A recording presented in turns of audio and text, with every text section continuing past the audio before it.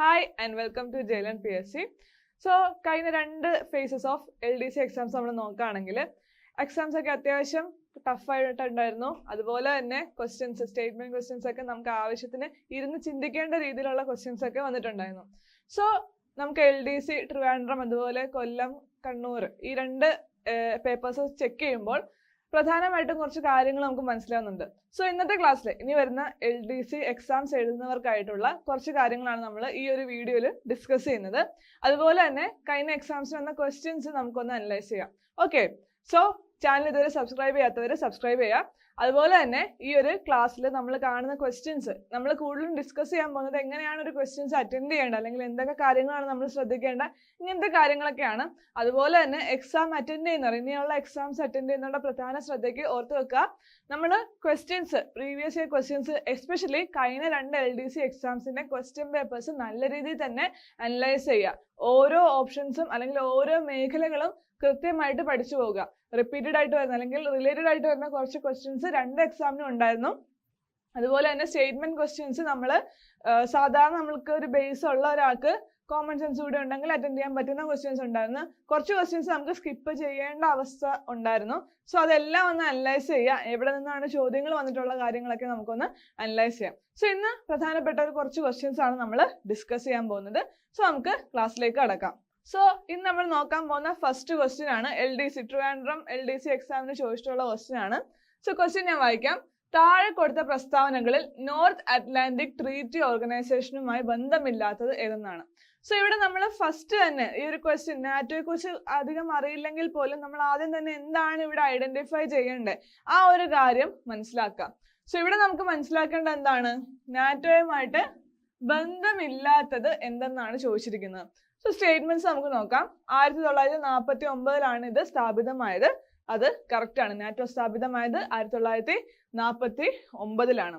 So NATO പോലുള്ള പ്രധാനപ്പെട്ട സൈനിക ഓർഗനൈസേഷൻ അല്ലെങ്കിൽ ഈ ഒരു ട്രീറ്റീസ് ഒക്കെ കൂടുതലും സെക്കൻഡ് വേൾഡ് വാറിന് ശേഷം നമ്മുടെ ശീതയുദ്ധ സമയത്തൊക്കെ ആയിരുന്നു ഫോം ചെയ്തത്. സോ ആ ഒരു കാര്യം കണക്ട് ചെയ്ത് ഓർത്ത് വെക്കാം. 1945 അതായത് 45 സെക്കൻഡ് വേൾഡ് വാറിന്റെ ടൈമെങ്കിൽ അതിന് ശേഷമായിരിക്കും ഇങ്ങനത്തെ പ്രധാനപ്പെട്ട ട്രീറ്റീസ് ഫോം ചെയ്തിട്ടുള്ളത്. അടുത്ത നോക്കാം. ഇതിന്റെ ആസ്ഥാനം ജനീവയാണ്. സോ ആ ഒരു ഓപ്ഷൻ തെറ്റാണ്. ഇതിന്റെ ആസ്ഥാനം വരുന്ന ജനീവ അല്ല, ബ്രസൽസ് ആണ്. സോ നമുക്ക് ബേസിക് ആയിട്ട് നാറ്റോയെ കുറിച്ച് പഠിക്കുമ്പോൾ ആദ്യം അതെന്താണ് ഫോം ചെയ്തത്, അതിന്റെ ആസ്ഥാനം എവിടെ വരുന്നത്, എന്തിനാണ് അത് ഫോം ചെയ്തത്, ഇങ്ങനത്തെ കാര്യങ്ങളൊക്കെ ഒന്ന് മനസ്സിലാക്കി വെക്കാം. ഇനി അടുത്ത ചോദ്യം നോക്കാം. ഇതിൽ അവസാനമായി ചേർന്ന രാജ്യം ഏതാണ്? സ്വീഡൻ ആണെന്നാണ് പറയുന്നത്. അതുപോലെ ഫോർത്ത് ഓപ്ഷൻ എന്താണ്? റഷ്യ യുക്രൈൻ യുദ്ധത്തിന് കാരണമായത് ഈ സംഘടനയിൽ ചൈനയുടെ അംഗത്വ പ്രവേശനമാണ്. സോ ഒരു ഓപ്ഷൻ നോക്കുമ്പോൾ തന്നെ നമുക്ക് അറിയാം അതെങ്ങനെ കറക്റ്റ് ആവാനാണ്. ചൈന നാറ്റോയിൽ ജോയിൻ ചെയ്തതോ ചെയ്യാത്തതോ, റഷ്യയും യുക്രൈനും തമ്മിൽ എങ്ങനെയാണ് ഇഷ്യൂ ആവുന്നത്. സോ നാറ്റോയില് യുക്രൈൻ ജോയിൻ ചെയ്തതാണ് റഷ്യയുടെ യുദ്ധത്തിനുള്ള വൺ ഓഫ് ദ റീസൺസ് ആയിട്ട് വരുന്നത്. സോ ഫോർത്ത് ഓപ്ഷൻ എന്തായാലും തെറ്റാണ്. സോ നമുക്ക് ഈ ഒരു ഓപ്ഷൻസിൽ ഫസ്റ്റ് രണ്ട് ഓപ്ഷൻസ് അല്ലെങ്കിൽ നമുക്ക് എലിമിനേഷൻ മെത്തേഡ് ട്രൈ ചെയ്യുകയാണെങ്കിൽ ബന്ധമില്ലാത്തതാണ് ഇവിടെ ചോദിച്ചിരിക്കുന്നത്. സോ ഫോർത്ത് ആണ് എന്തായാലും ബന്ധം ഉണ്ടാവില്ല എന്ന് നമുക്ക് ഉറപ്പുണ്ട്. ഓക്കെ, സോ നമ്മൾ എന്ത് ചെയ്യും? ഓപ്ഷൻ 4 വരുന്ന ഏതൊക്കെയാന്ന് നമ്മൾ നോക്കും. സോ ഇവിടെ ഓപ്ഷൻ സിയും ഡിയും, ഓക്കെ, ഈ രണ്ട് ഓപ്ഷൻസിൽ മാത്രമാണ് ഓപ്ഷൻ അല്ലെങ്കിൽ സ്റ്റേറ്റ്മെന്റ് 4 വരുന്നത്. ബാക്കി ഓപ്ഷൻസിലൊന്നും ഫോർത്ത് സ്റ്റേറ്റ്മെന്റ് വരുന്നില്ല. സോ നമുക്ക് ആ രണ്ട് ഓപ്ഷൻസും ക്യാൻസൽ ചെയ്യാം. ഓക്കെ, സോ ഇവിടെ ആൻസർ വരുന്നത് ഒന്നെങ്കിൽ സി ആയിരിക്കും അല്ലെങ്കിൽ ഡി ആയിരിക്കും. സോ നമ്മൾ നേരത്തെ പറഞ്ഞ പോലെ ഈ ഒരു ആസ്ഥാനം വരുന്നത് ബ്രസൽസ് ആണ്, ജനീവ അല്ല. സോ ഇവിടെ ആൻസർ വരുന്നത് ഓപ്ഷൻ ഡി ആണ്. സോ നമ്മൾ ഇനിയിപ്പം ഇൻ കേസ് കറക്കി കുത്തേണ്ട അവസ്ഥ വരികയാണെങ്കിൽ പോലും ഒരിക്കലും എയും ബിയും ആൻസർ വരില്ല. നമുക്ക് സിയിലോ ഡിയിലോ ഉള്ളൊരു കൺഫ്യൂഷനേ വരുള്ളൂ. സോ ബേസിക് ആയിട്ടുള്ള കാര്യങ്ങൾ പഠിച്ചതിന് ശേഷം നമ്മൾ ഈ ഒരു എലിമിനേഷൻ മെത്തേഡ് കൂടി യൂസ് ചെയ്യുകയാണെങ്കിൽ നമുക്ക് ഈസി ആയിട്ട് ഇത് ആൻസർ ചെയ്യാൻ പറ്റും. സോ നാറ്റോ ഇപ്പൊ കറന്റ്ലി അത് ചോദ്യമായിട്ട് വരാൻ കാരണം റഷ്യ യുക്രൈൻ യുദ്ധവുമായിട്ട് ബന്ധപ്പെട്ടുള്ളതാണ്. സോ കറണ്ട് അഫയേഴ്സ് ആയിട്ട് ബന്ധപ്പെട്ടുള്ള ഒരു ഹിസ്റ്ററി ക്വസ്റ്റ്യൻ ആണ് ഇത്. ഓക്കെ, സോ ആ രീതിയിലൊന്ന് അനലൈസ് ചെയ്യുക. ഇപ്പൊ നിലവിൽ നടക്കുന്ന യുദ്ധങ്ങളുമായിട്ട് ബന്ധപ്പെട്ട് യുദ്ധത്തിന്റെ കാരണങ്ങൾ പഠിക്കുക. സോ നമ്മളൊരു കാര്യം ഇപ്പൊ കറണ്ട് അഫയേഴ്സിലാണെങ്കിലും ഇപ്പൊ നടക്കുന്ന ഒരു കാര്യത്തെ കുറിച്ച് നമ്മൾ ഡീറ്റെയിൽ ആയിട്ട് പഠിക്കുമ്പോൾ അതിന്റെ ഹിസ്റ്ററി എന്താന്ന് കൂടി നോക്കുക. ഹിസ്റ്ററി റിലേറ്റഡ് ആയിട്ട് ചോദ്യങ്ങൾ ഈ ഒരു രീതിയിൽ ചോദ്യമായിട്ട് വരാൻ സാധ്യതയുണ്ട്. ഓക്കെ, സോ ഇവിടെ ആൻസർ വരുന്നത് ഓപ്ഷൻ ഡി ആണ്. 2ഉം 4ഉം ആണ് ബന്ധം ഇല്ലാത്തത്. ഓക്കെ, സോ 1949 പാശ്ചാത്യ സഖ്യം ഒരു സംഘടനയായി രൂപപ്പെട്ടത്. അതാണ് നോർത്ത് അറ്റ്ലാന്റിക് ട്രീറ്റി ഓർഗനൈസേഷൻ, ഉത്തര അറ്റ്ലാന്റിക് സഖ്യ സംഘടന. ഓക്കെ, 2023 അംഗത്വം നേടിയ ഫിൻലൻഡ് ആണ് ഏറ്റവും അവസാനമായിട്ട് ജോയിൻ ചെയ്തത്. ഓക്കെ, സോ സ്വീഡൻ അല്ല, ഫിൻലൻഡ് ആണ് ഏറ്റവും അവസാനമായിട്ട് ചേർന്ന രാജ്യം. സോ ഇതിന്റെ ഫൈനൽ ആൻസർക്ക് വരുമ്പോഴേ ആ ഒരു കാര്യത്തിൽ നമുക്കൊരു കൺഫർമേഷൻ വരുള്ളൂ. സോ സ്വീഡൻ അല്ല, ഫിൻലൻഡ് ആണ് 2023 അവസാനമായിട്ട് ജോയിൻ ചെയ്തിട്ടുള്ളതെന്ന് ഓർത്ത് വെക്കുക. ഓക്കെ, ബെൽജിയത്തിലെ ബ്രസൽസിലെ ബോളിവാർഡ് ലിയോപോൾവാർഡ്, അതായത് സ്ഥിതി ചെയ്യുന്ന എവിടെയെന്നാണ് ചോദിച്ചിരിക്കുന്നത്. അത് ബെൽജിയത്തിലെ ബ്രസൽസിലാണെന്ന് ഓർത്ത് വെക്കുക. ഓക്കെ, ബെൽജിയത്തിലെ ബ്രസൽസിലെ ബോളിവാർഡ് ലിയോപോൾഡ് III ഈ ഒരു സ്ഥലത്താണ് ഇതിന്റെ ആസ്ഥാനം സ്ഥിതി ചെയ്യുന്നത്. ഓക്കെ, സോ ബേസിക് ആയിട്ടുള്ള കാര്യങ്ങളാണ് നാറ്റോയായിട്ട് ബന്ധപ്പെട്ട് ചോദിച്ചിട്ടുള്ളത്. നാറ്റോയുടെ ആസ്ഥാനം, അതുപോലെ തന്നെ ഏത് വർഷമാണ് ഇത് ഫോം ചെയ്തത്. ഓക്കെ, സോ അങ്ങനത്തെ കാര്യങ്ങളൊക്കെ ഇത് നമ്മുടെ ടെക്സ്റ്റ് ബുക്കിൽ ബേസിക് ആയിട്ട് ജസ്റ്റ് നാറ്റോയെ കുറിച്ച് പറഞ്ഞു പോയിട്ടേ ഉള്ളൂ, ഡീറ്റെയിൽ ആയിട്ട് ഉണ്ടായിരുന്നില്ല. സോ നാറ്റോയെ കുറിച്ചും അതുപോലെ മറ്റ് സഖ്യങ്ങൾ, ഓക്കെ, അത് ഏതൊക്കെയാണുള്ളത് നോക്കാം. ശീത സമരകാലത്ത് ഫോം ചെയ്തിട്ടുള്ള പ്രധാനപ്പെട്ട സൈനിക സഖ്യങ്ങളാണ്. ഒന്ന് നോർത്ത് അറ്റ്ലാന്റിക് ട്രീറ്റി ഓർഗനൈസേഷൻ, നമ്മൾക്കിപ്പോൾ ചോദ്യമായിട്ട് വന്നത് അത് അമേരിക്കയും സഖ്യകക്ഷികളും കൂടി ഫോം ചെയ്തതാണ്. ഓക്കെ, പിന്നെ ഏതൊക്കെയുള്ളത്? സീറ്റോ ഉണ്ട്, south east Asia treaty organisation. Okay, south east Asia treaty organisation ചോദിച്ചിട്ടില്ല, അത് ചോദ്യമായിട്ട് വരാം. കാരണം നാറ്റോ ചോദിച്ച സ്ഥിതിക്ക് സീറ്റോയും അതുപോലെ ടെക്സ്റ്റ് ബുക്കിലുള്ള മറ്റ് സഖ്യങ്ങളും ചോദ്യമായിട്ട് വരാൻ സാധ്യതയുണ്ട്. ഓർത്ത് വെക്കുക, ഇതും അമേരിക്കയും സഖ്യകക്ഷികളും ഫോം ചെയ്തതാണ്. അതുപോലെ സെൻട്രൽ ട്രീറ്റി ഓർഗനൈസേഷൻ, സെൻഡോ വരുന്നുണ്ട്. സെൻഡോ വരുമ്പോൾ എന്താണ്? അമേരിക്കയും സഖ്യകക്ഷികളുമാണ് ഫോം ചെയ്തത്. വാഴ്സോ പാക്ട് ഉണ്ട്. വാഴ്സോ പാക്ട് സോവിയറ്റ് യൂണിയനും അതുപോലെ സോവിയറ്റ് യൂണിയന്റെ സഖ്യകക്ഷികളും കൂടി ഫോം ചെയ്തതാണ്. സോ വാഴ്സോ പാക്ട് നാറ്റോയ്ക്ക് എതിരായിട്ട് ഫോം ചെയ്ത ഒരു പാക്ട് ആണ് അല്ലെങ്കിൽ ട്രീറ്റി ആണെന്ന് ഓർത്ത് വെക്കുക. ഓക്കെ, സോ ട്രിവാൻഡ്രം LDC എക്സാമിന് ചോദിച്ചൊരു ചോദ്യം അല്ലെങ്കിൽ അതുമായിട്ട് ബന്ധപ്പെട്ടിട്ടുള്ള കണക്റ്റഡ് ഫാക്ട്സ് നമ്മൾ പഠിക്കുന്നതുകൊണ്ട് നമുക്ക് ഏറ്റവും യൂസ്ഫുൾ ആയിട്ട് വരുന്നത് എന്താന്ന് വെച്ചാൽ തൊട്ടടുത്ത എക്സാം, അതായത് LDC കണ്ണൂർ കൊല്ലം എക്സാമിൽ ചോദിച്ചൊരു ക്വസ്റ്റ്യൻ ആണ് ഇത്. ഫസ്റ്റ് എക്സാമിന്റെ ആ ഒരു ക്വസ്റ്റ്യൻ, അതിന്റെ ഡീറ്റെയിൽസ് നോക്കിയിട്ടുള്ളവർക്ക് ഈസി ആയിട്ട് ആൻസർ ചെയ്യാൻ പറ്റുന്ന ഒരു ചോദ്യമാണ്. ഓക്കെ, സോ ആ ഒരു ക്വസ്റ്റ്യന്റെ കാര്യത്തിൽ ഡൗട്ട് ഉണ്ട്, ചിലപ്പോൾ അത് ക്യാൻസൽ ആവാം. അത് ഫൈനൽ ആൻസർക്ക് വരുമ്പോഴും നമുക്ക് എന്തെങ്കിലും കൺഫേം ആയിട്ട് പറയാൻ പറ്റുള്ളൂ. പക്ഷെ അതിന്റെ ഡീറ്റെയിൽസ് നോക്കുന്ന ഒരാൾക്ക് ഈ ഒരു ക്വസ്റ്റ്യൻ ഈസി ആയിട്ട് ആൻസർ ചെയ്യാൻ സാധിച്ചിട്ടുണ്ടായിരിക്കും. അതായത് താഴെ പറയുന്ന സ്ഥലങ്ങളിൽ നാറ്റോയുടെ ആസ്ഥാനം ഏതാണെന്ന് എഴുതുക. ഓക്കെ, സോ കഴിഞ്ഞ ക്വസ്റ്റ്യനിൽ നമുക്ക് തെറ്റായിട്ട് വന്നൊരു സ്റ്റേറ്റ്മെന്റ് ആയിരുന്നു ആസ്ഥാനം ജനീവയാണെന്ന്. സോ ആസ്ഥാനം ജനീവയാണോ അല്ലയോ എന്നൊന്ന് ചെക്ക് ചെയ്ത ഒരാൾക്ക് ഈ ഒരു ക്വസ്റ്റ്യൻ ഈസി ആയിട്ട് ആൻസർ ചെയ്യാൻ പറ്റിയിട്ടുണ്ടായിരിക്കും. സോ ആസ്ഥാനം വരുന്നത് എവിടെയാണ്? ബ്രസൽസ് ആണ്. ഓക്കെ, സോ നാറ്റോയുടെ ആസ്ഥാനം വരുന്നത് ബ്രസൽസ് ആണ്. സോ അടുത്ത എക്സാമിന് നമുക്ക് നാറ്റോ ആയിട്ട് ബന്ധപ്പെട്ട ചോദ്യങ്ങൾ പ്രതീക്ഷിക്കാം. പക്ഷെ നമുക്ക് പറയാൻ പറ്റില്ല, ആ ഒരു ഏരിയ വേൾഡ് ഹിസ്റ്ററിന്ന് കോൾഡ് വാറിന്റെ ടൈമിലുള്ള ഏതെങ്കിലും ഒരു കാര്യമായിരിക്കാം ചോദിക്കുന്നത്, അല്ലെങ്കിൽ റീസെന്റ് ആയിട്ടാണ് ഏതെങ്കിലും വാറുമായിട്ട് ബന്ധപ്പെട്ട അതിന്റെ ഹിസ്റ്ററിയിൽ ഇതുപോലെ എന്തെങ്കിലും നമുക്ക് കണക്ട് ചെയ്ത് പഠിക്കാൻ പറ്റുന്ന കാര്യങ്ങൾ ഉണ്ടെങ്കിൽ അതായിരിക്കാം ചോദ്യമായിട്ട് വരുന്നത്. നമുക്ക് എക്സ്പെക്ട് ചെയ്യാൻ പറ്റില്ല. പക്ഷെ ബേസിക് ആയിട്ട് നമ്മൾ ഈ ക്വസ്റ്റ്യൻ പേപ്പേഴ്സ് അനലൈസ് ചെയ്താൽ അതിൽ നിന്ന് നമുക്ക് ഒരു മാർക്കെങ്കിലും ഈസി ആയിട്ട് സ്കോർ ചെയ്യാൻ പറ്റുന്നതായിരിക്കും. ഓക്കെ, സോ ആ രീതിയിൽ പഠിക്കുക. ഏത് ഏരിയയിൽ നിന്നാണ് ക്വസ്റ്റ്യൻസ് വരുന്നത്, അതെങ്ങനെയാണ് ചോദ്യം ഫോം ചെയ്തിട്ടുള്ളത്, എന്തുകൊണ്ടാണ് ഇത് ചോദ്യമായിട്ട് ഇപ്പോൾ വരുന്നത്, അങ്ങനത്തെ കാര്യങ്ങളൊക്കെ കൂടി ഒന്ന് അനലൈസ് ചെയ്യാം. ഓക്കെ, ഇനി അടുത്ത ചോദ്യം നോക്കാം. താഴെ കൊടുത്തിരിക്കുന്നവയിൽ ശരിയായ കാലഗണനാക്രമം ഏത്? ഓക്കെ, സോ കേരള ഹിസ്റ്ററിയിലുള്ള ഒരു ചോദ്യമാണ്. സോ നമ്മൾ നേരത്തെ നോക്കിയത് വേൾഡ് ഹിസ്റ്ററിയിലെ ഒരു ചോദ്യമാണ്. അടുത്തത് കേരള ഹിസ്റ്ററിയിലെ ഒരു ക്വസ്റ്റ്യൻ ആണ്. വൈക്കം സത്യാഗ്രഹം, ചാന്നാർ ലഹള, ക്ഷേത്രപ്രവേശന വിളംബരം, മലബാർ കലാപം, ഇത്രയുമാണ് തന്നിരിക്കുന്നത്. സോ ഇതിന്റെ കറക്റ്റ് ആയിട്ടുള്ള ഒരു ഓർഡർ ആണ് ചോദിച്ചിരിക്കുന്നത്. സോ ഇതിന്റെ ആൻസർ എന്താന്ന് നമുക്ക് നോക്കാം. സോ ഇവിടെ വൈക്കം സത്യാഗ്രഹം എന്നാണ് വൈക്കം സത്യാഗ്രഹം 1924. സോ വൈക്കം സത്യാഗ്രഹം ഇപ്പം റീസെന്റ് ഒരുപാട് ക്വസ്റ്റ്യൻസ് ആയിട്ട് വന്നിട്ടുണ്ട്. നമ്മുടെ ഡിഗ്രി ലെവൽ തൊട്ട് 10th ലെവൽ LGS ലെവൽ എക്സാംസിനൊക്കെ തന്നെ വൈക്കം സത്യാഗ്രഹത്തിൽ നിന്നൊരു ചോദ്യം വന്നിട്ടുണ്ട്. കാരണം വൈക്കം സത്യാഗ്രഹം 1924 ഇപ്പൊ ഏകദേശം 100 വർഷം കംപ്ലീറ്റ് ആയിട്ടുണ്ട്. അതുകൊണ്ട് തന്നെ അതിൽ നിന്ന് ചോദ്യങ്ങൾ നമുക്ക് കുറച്ചുകൂടി എക്സ്പെക്ട് ചെയ്യാവുന്നതാണ്. സോ വൈക്കം സത്യാഗ്രഹം നടന്നത് 1924. ചാന്നാർ ലഹള നടന്നത് 1913 മുതൽ 59, ഈ ഒരു കാലഘട്ടത്തിലാണ് ചാന്നാർ ലഹളയുടെ ഭാഗമായിട്ട് സ്ത്രീകൾക്ക് മാറുമറയ്ക്കാനുള്ള അവകാശം ലഭിച്ചത് 1859. അതുപോലെ ക്ഷേത്രപ്രവേശന വിളംബരം, ചിത്തിര തിരുനാൾ ബാലരാമവർമ്മയുടെ ക്ഷേത്രപ്രവേശന വിളംബരത്തെ കുറിച്ച് പഠിക്കുന്നതാണ് നമ്മൾ കേരള ഹിസ്റ്ററിയിൽ. 1936 നടക്കുന്നത്. അതുപോലെ മലബാർ കലാപം വരുന്നത് 1921. ഓക്കെ, സോ ഇതാണ് അതിന്റെ എക്സാക്ട് ആയിട്ടുള്ള ടൈം ലൈൻ എന്ന് പറയുന്നത്. സോ ഇതിന്റെ കറക്റ്റ് ഓർഡർ എന്താണ് വരുന്നത്? കറക്റ്റ് ഓർഡർ നോക്കുകയാണെങ്കിൽ ഇത് ആദ്യം നടന്നത് ചാന്നാർ ലഹളയാണ്. ഓക്കെ, ഓപ്ഷൻ 2 ആണ് ആദ്യം നടക്കുന്നത്. അതിനുശേഷം ഏതാ വരുന്നത്? മലബാർ കലാപമാണ് 1921. ഓക്കെ, 1859 ചാന്നാർ ലഹള, 1921 മലബാർ കലാപം നടക്കുന്നുണ്ട്. പിന്നെന്താണ്? പിന്നെ വരുന്നത് വൈക്കം സത്യാഗ്രഹമാണ് 1924.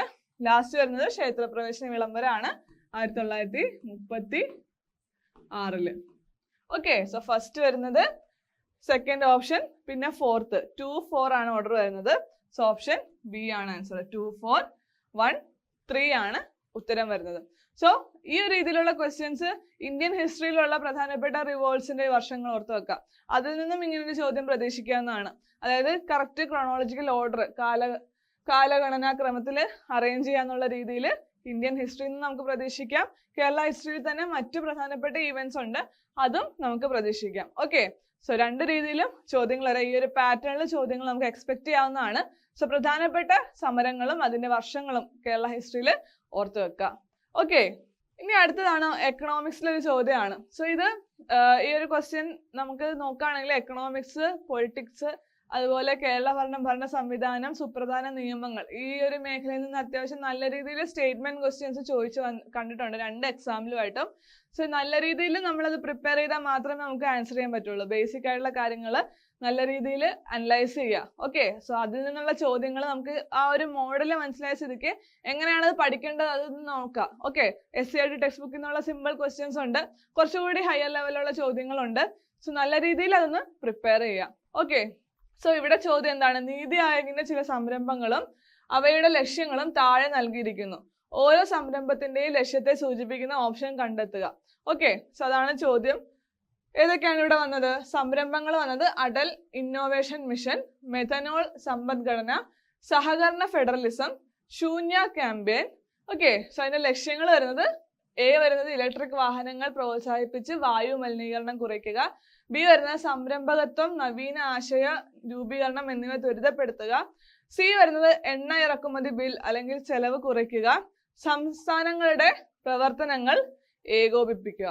സോ ഇവിടെ നമ്മൾ നോക്കുകയാണെങ്കിൽ ഈ എല്ലാ ലക്ഷ്യങ്ങളും അല്ലെങ്കിൽ എല്ലാ ഇനിഷ്യേറ്റീവ്സും എല്ലാവർക്കും അറിയണമെന്നില്ല. പക്ഷെ നമുക്ക് ഓപ്ഷൻസ് നോക്കുകയാണെങ്കിൽ ഇവിടെ ഏതെങ്കിലും ഒരെണ്ണം നമുക്ക് അറിയാവുന്നുണ്ടോ എന്ന് നോക്കാം. സോ നമുക്ക് നീതി ആയോഗിന്റെ ഏറ്റവും ബേസിക് ആയിട്ടുള്ള ലക്ഷ്യങ്ങളിൽ ഒന്നായിരുന്നു നമ്മുടെ സഹകരണ ഫെഡറലിസം എന്ന് പറയുന്നത്. സോ തേർഡ് ഓപ്ഷനായ സഹകരണ ഫെഡറലിസം എന്താണ്? സംസ്ഥാനങ്ങളുടെ പ്രവർത്തനങ്ങൾ ഏകോപിപ്പിക്കുക. സോ ഫെഡറലിസം എന്താണ്? സ്റ്റേറ്റും സെൻട്രലും തമ്മിലുള്ള ആ ഒരു റിലേഷൻ ആണ്, അതിന്റെ റിലേഷനെ സൂചിപ്പിക്കുന്നതാണ് ഫെഡറലിസം എന്ന് പറയുന്നത്. സോ കോഓപ്പറേറ്റീവ് ഫെഡറലിസം കൊണ്ട് ഉദ്ദേശിക്കുന്നത് എന്താണ്? സംസ്ഥാനങ്ങളുടെ പ്രവർത്തനങ്ങൾ ഏകോപിപ്പിക്കുക. അത് നീതി ആയോഗിന്റെ പ്രധാനപ്പെട്ട ഒരു ലക്ഷ്യമാണ് അല്ലേ? സോ ഈ 2 ഓപ്ഷൻസ് നമുക്ക് മാച്ച് ചെയ്യാം. സോ തേർഡ് വൺ ഡി വരുന്ന ഓപ്ഷൻസ് ഏതെങ്കിലും ഉണ്ടോ എന്ന് നോക്കാം. സോ ഇവിടെ ഒരേ ഒരു ഓപ്ഷനിൽ മാത്രമാണ് 3D വരുന്നത്. സോ നമുക്ക് ബാക്കി അറിയില്ലെങ്കിൽ പോലും ആൻസറിലേക്ക് എത്താൻ സാധിക്കും. സോ എല്ലാം കാണുമ്പോൾ നമുക്ക് കുറച്ച് കൺഫ്യൂഷൻ ആയിരിക്കും, അല്ലെങ്കിൽ നമുക്ക് ഇത് കുറച്ച് ഡിഫിക്കൽട്ട് ആയിട്ട് ഫീൽ ചെയ്യാം. പക്ഷെ നമുക്ക് അറിയാവുന്ന എന്തെങ്കിലും ഉണ്ടെങ്കിൽ അതൊന്ന് സോർട്ട് ചെയ്ത് ഫിൽട്ടർ ചെയ്യാൻ നോക്കുക. സോ ആ രീതി നമുക്ക് ഇതിലേക്ക് ആൻസറിലേക്ക് എത്താൻ സാധിക്കും. സോ ഈ ഒരു മെത്തേഡ് ഫോളോ ചെയ്യുന്നത് നല്ലതായിരിക്കും. ഒട്ടും അറിയില്ലെങ്കിൽ പോലും നമുക്ക് ആൻസറിലേക്ക് എത്താനായിട്ട് ഏതെങ്കിലും ഒരു ഓപ്ഷൻ, മാത്സ് ഫോളോയിങ്ങിൽ ഏതെങ്കിലും ഒരു ഓപ്ഷന്റെ ആൻസർ അറിയാമെങ്കിൽ നമ്മൾ അത് ട്രൈ ചെയ്യുക. അതിനുശേഷം നമ്മൾ ഓപ്ഷനിലേക്ക് വരികയാണെങ്കിൽ നമുക്ക് ബാക്കി ഓപ്ഷൻസ് എലിമിനേറ്റ് ചെയ്യാൻ സാധിക്കും. ഓക്കെ, സോ ഇവിടെ ആൻസർ വരുന്നത് എന്തൊക്കെയാണ്? അടൽ ഇന്നോവേഷൻ സ്കീം എന്താണ്? അല്ലെങ്കിൽ അടൽ ഇന്നോവേഷൻ മിഷൻ എന്താണ്? ബി ആണ് അല്ലെ. സംരംഭകത്വം, നവീന ആശയ രൂപീകരണം എന്നിവ ത്വരിതപ്പെടുത്തുക. പിന്നെ വരുന്നത് എന്താണ്? രണ്ടാമത്തെ മെഥനോൾ സമ്പദ്ഘടന. അതെന്താണ്? അത് നമുക്ക് ഓപ്ഷനിൽ തന്നെ കിട്ടും അല്ലെ. സി, എണ്ണ ഇറക്കുമതി അല്ലെങ്കിൽ ബിൽ ചിലവ് കുറയ്ക്കുക. പിന്നെ ശൂന്യ ക്യാമ്പയിൻ എന്താണ്? ശൂന്യ ക്യാമ്പയിൻ കൊണ്ട് ഉദ്ദേശിക്കുന്നത് ഇലക്ട്രിക് വാഹനങ്ങൾ പ്രോത്സാഹിപ്പിച്ച് വായു മലിനീകരണം കുറയ്ക്കുക. ഓക്കെ, സോ ഒറ്റ ഓപ്ഷനിൽ നിന്ന് തന്നെ നമുക്ക് ആൻസറിലേക്ക് എത്താൻ സാധിക്കും. ഓക്കെ, സോ ആ ഒരു കാര്യം കൂടി മൈൻഡിൽ വെച്ചിട്ട് നമ്മൾ ആ ക്വസ്റ്റ്യൻസ് ഫേസ് ചെയ്യുമ്പോൾ നമുക്ക് പാടായിട്ടുള്ളൊരു ക്വസ്റ്റ്യൻ ആണെങ്കിൽ പോലും ഈ ഒരു കാര്യം മൈൻഡിൽ വെച്ചിട്ട് ട്രൈ ചെയ്യുക. ഓക്കെ, സോ കഴിഞ്ഞ എക്സാംസ് ഒക്കെ അത്യാവശ്യം നല്ല ലെവലിൽ ഉണ്ടായിരുന്നതുകൊണ്ട് തന്നെ ഇനിയുള്ള എക്സാംസ് നമുക്ക് എക്സ്പെക്ട് ചെയ്യാം. അതുപോലെ നമുക്ക് ഏതൊക്കെ ഏരിയാസ് ആണ് ഫോക്കസ് ചെയ്യേണ്ടതെന്നുള്ളതും ഒരു ഐഡിയ ഉണ്ടാക്കിയെടുക്കാൻ പറ്റും. ഓക്കെ, അടുത്ത ചോദ്യം നോക്കാം. അടുത്ത ചോദ്യം വരുന്നത്, സോ 2023 എന്ന് പറയുന്നത് MS സ്വാമിനാഥൻ അന്തരിച്ച വർഷമാണ്. സോ അദ്ദേഹം ഹരിത വിപ്ലവത്തിന്റെ പിതാവായിട്ടാണ് അറിയപ്പെടുന്നത്. സോ അതുകൊണ്ട് തന്നെ ഹരിത വിപ്ലവത്തിൽ നിന്നുള്ള ചോദ്യങ്ങൾ അല്ലെങ്കിൽ MS സ്വാമിനാഥനുമായിട്ടുള്ള ബന്ധപ്പെട്ടുള്ള ചോദ്യങ്ങൾ നമുക്ക് എക്സ്പെക്ട് ചെയ്യാവുന്നതാണ്. കഴിഞ്ഞ 2 എക്സാമിലും ഹരിത വിപ്ലവവുമായിട്ട് ബന്ധപ്പെട്ട ചോദ്യങ്ങൾ ഉണ്ടായിരുന്നു. ഓക്കെ, സോ 2 എക്സാമിലും കോമൺ ആയിട്ട് വന്നൊരു ഏരിയ ആയിരുന്നു ഹരിത വിപ്ലവം എന്ന് പറയുന്നത്. സോ നമുക്ക് ഈ ഒരു ക്വസ്റ്റ്യൻ നോക്കാം.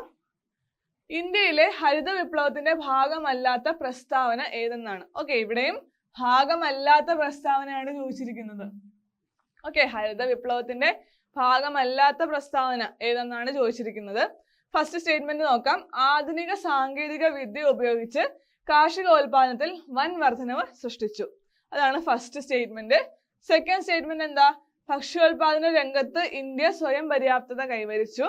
തേർഡ് സ്റ്റേറ്റ്മെന്റ് ജലസേചന സൗകര്യങ്ങൾ, അത്യുൽപാദന ശേഷിയുള്ള വിത്തിനങ്ങൾ, രാസവളങ്ങൾ, രാസകീടനാശിനികൾ എന്നിവ വ്യാപകമായി ഉപയോഗിക്കപ്പെട്ടു. ഫോർത്ത് സ്റ്റേറ്റ്മെന്റ് എന്താണ്? 1ാം പഞ്ചവത്സര പദ്ധതി മുതൽ ഹരിത വിപ്ലവം ആരംഭിച്ചു. സോ ഗ്രീൻ റെവല്യൂഷനെ കുറിച്ചാണ് ചോദ്യം വന്നിരിക്കുന്നത്. സോ ഇവിടെ നമ്മൾ നോക്കുകയാണെങ്കിൽ ഫസ്റ്റ് 3 സ്റ്റേറ്റ്മെന്റ്സും കറക്റ്റ് ആണ്. അതായത് ആധുനിക സാങ്കേതിക വിദ്യ ഉപയോഗിച്ച് കാർഷികോൽപ്പന്നത്തിൽ വൻ വർധനവ് സൃഷ്ടിച്ചു, ഗ്രീൻ റെവല്യൂഷനായിട്ട് ബന്ധപ്പെട്ടിട്ടുള്ളതാണ്. അതുപോലെ തന്നെ ഭക്ഷ്യോൽപാദന രംഗത്ത് ഇന്ത്യക്ക് സ്വയം പര്യാപ്തത, മറ്റു രാജ്യങ്ങളെ ആശ്രയിക്കാതെ ഇന്ത്യക്ക് ഒരു സ്വയം പര്യാപ്തത നേടാൻ സാധിച്ചു, അതും ശരിയാണ്. മൂന്നാമത്തെ എന്താണ്? ജലസേചന സൗകര്യങ്ങൾ, അത്യുൽപാദന ശേഷിയുള്ള വിത്തിനങ്ങൾ, രാസവളങ്ങൾ, രാസകീടനാശിനികൾ എന്നിവ വ്യാപകമായിട്ട് ഉപയോഗിക്കപ്പെട്ടു. ഓക്കെ, കെമിക്കൽ ഫെർട്ടിലൈസേഴ്സ് പോലുള്ള കാര്യങ്ങൾ ഹരിത വിപ്ലവത്തിന് ശേഷമാണ് ഇന്ത്യയിൽ കൂടുതലും ഉപയോഗിക്കാൻ തുടങ്ങിയത്. അല്ലെങ്കിൽ അതിന്റെ ഉപയോഗം കൊണ്ട് ഇന്ത്യയിൽ ഒരുപാട് പ്രോഫിറ്റ് ഉണ്ടാക്കാൻ സാധിച്ചു. സോ അതും ശരിയായിട്ടുള്ള സ്റ്റേറ്റ്മെന്റ് ആണ്. 4ാമത്തെ സ്റ്റേറ്റ്മെന്റ് ശരിയല്ല. 1ാം പഞ്ചവത്സര പദ്ധതി മുതലല്ല ഹരിത വിപ്ലവം ആരംഭിച്ചത്. 1ാം പഞ്ചവത്സര പദ്ധതിക്ക് കാർഷികം അല്ലെങ്കിൽ നമ്മുടെ കാർഷിക മേഖലയ്ക്ക് ഇമ്പോർട്ടൻസ് കൊടുത്തെങ്കിൽ പോലും ഹരിത വിപ്ലവം ആരംഭിച്ചത് 1965 ആ ഒരു ടൈം 60കളിലാണ് ഹരിത വിപ്ലവം ആരംഭിച്ചത്. സോ ഇവിടെ ഫോർത്ത് സ്റ്റേറ്റ്മെന്റ് തെറ്റാണ്. സോ ഇവിടെ ബന്ധമില്ലാത്ത അല്ലെങ്കിൽ ഭാഗമല്ലാത്തതാണ് ചോദിച്ചിരിക്കുന്നത്. സോ അത് ഓപ്ഷൻ 4 ആണ് വരുന്നത്. അതായത് പ്രസ്താവന 1, 2, 3 ശരിയാണ്, പക്ഷെ 4 തെറ്റാണ്. ഓക്കെ, സോ ഇവിടെ ആൻസർ വരുന്നത് ഓപ്ഷൻ ഡി ആണെന്നും കൂടി ഓർത്തു വെക്കാം. ഓക്കെ, സോ ഞാൻ നേരത്തെ പറഞ്ഞ പോലെ ഹരിത വിപ്ലവം ആരംഭിച്ച് 1965 ആ ഒരു ടൈമിലാണ്.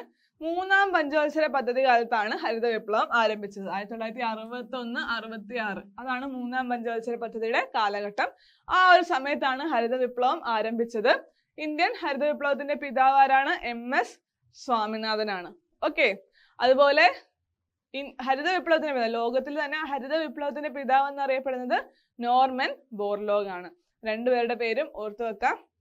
സോ MS സ്വാമിനാഥനെ കുറിച്ചുള്ള ചോദ്യങ്ങൾ, സോ അദ്ദേഹത്തിന്റെ പ്രധാനപ്പെട്ട രചനകൾ എന്തെങ്കിലും ഉണ്ടെങ്കിൽ, അദ്ദേഹത്തിന്റെ കണ്ടുപിടുത്തങ്ങൾ, അദ്ദേഹത്തിന്റെ പ്രധാനപ്പെട്ട കോൺട്രിബ്യൂഷൻസ്, ഇതെല്ലാം ഒന്ന് പ്രിപ്പയർ ചെയ്ത് വെക്കാം. കാരണം ചോദിക്കാൻ സാധ്യതയുണ്ട്. അദ്ദേഹം മരിച്ചത് 2023 സെപ്റ്റംബർ 28-നാണ്.